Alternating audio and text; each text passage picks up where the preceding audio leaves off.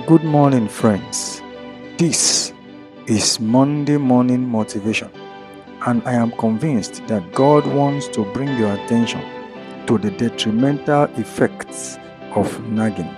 Most cultures assume that nagging is only done by frustrated housewives, but this is not so, as nagging is a character deficiency that is very obvious in men and women, the young and the young at heart, the rich and the rising. Nagging is the continuous emphasis on an issue till it becomes toxic. There is a repetitive overemphasis on issues because the victim of nagging can't take their mind off that issue. The spirit of nagging keeps refreshing the occurrence in their minds, forcing them to relieve the disappointment and trauma. Friends, nagging is sponsored by a demonic spirit that simply stunts the mind of its victims till they lose their internal peace and then refuse to let go easily.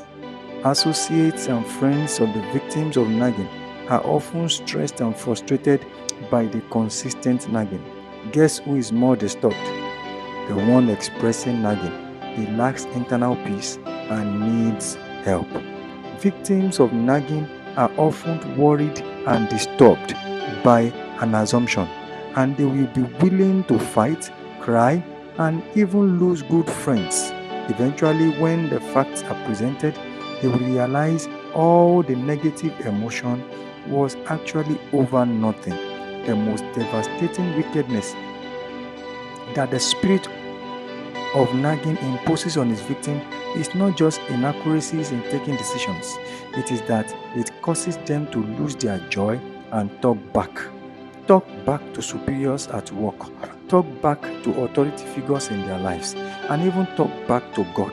No matter what the enemy is doing to a person, he can be rest assured that God will arise for him, unless, of course, he begins to nag and talk back to God, because the nagging spirit taunts him from within to believe that God has abandoned him. The children of Israel spent 40 years in the wilderness on their way to the promised land because they murmured and nagged against God. Elijah was replaced immediately he gave in to the taunting of this subtle spirit and began to question God and even the very things he stood for.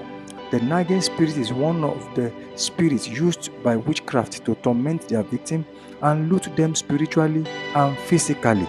You must rise above nagging as Jesus has given you victory a long time ago. Here is what to do to obtain your victory over the spirit that causes you to nag. Number 1, keep your joy alive. The nagging spirit wants you to focus on the negative in order to sap your joy and cause you to talk back. Always maintain a list of your testimonies at heart and rejoice anytime any thought strengthens your internal peace. Sing praises and dance to God by yourself. This always disarms this spirit. Number 2, refuse to talk back. No matter the pressure from within, refuse to lash out in anger or vocalize negativity. If you have to talk, start processing the positive you want to see. Number 3, practice the law of second mention. No matter the pressure, never repeat a matter more than twice. It becomes nagging on the third repetition. The nagging spirit often began to record as sin all you say after the third mention, compiling the legal ground to looting the individual. Finally, friends, God is waiting on you to resist this devil so he can empower you to cast it out of your life forever. Pray this prayer point. It's already a great day. See you at the